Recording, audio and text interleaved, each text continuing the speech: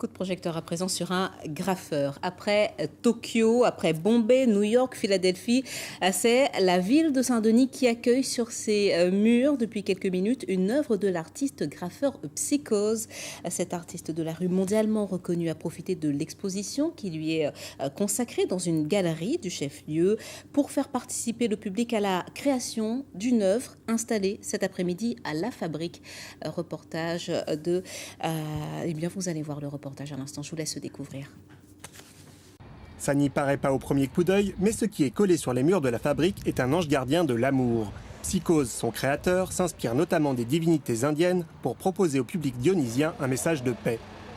Depuis quelques années, je pense que la peinture est un langage universel et j'essaye d'accoler un peu partout dans le monde un ange en lévitation qui tient dans ses mains un cœur pour symboliser qu'il faut prendre soin de l'amour. Mais le street art, ou art de la rue, est devenu un mouvement reconnu qui trouve désormais sa place dans les institutions et les galeries d'art. Il y a énormément de talents, je dirais, qu'on ne connaît pas, qui se lâchent aujourd'hui, et puis depuis un petit moment, en tout cas pour le cas de Psychose, sur les murs. Et on se rend compte que le travail sur toile, qui est différent, puisque les matériaux sont différents, est aussi très intéressant.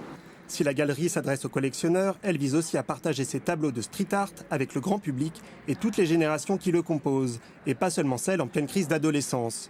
Au-delà de la découverte par tous, la galerie a pour ambition de vendre des tableaux et donc faire vivre les artistes.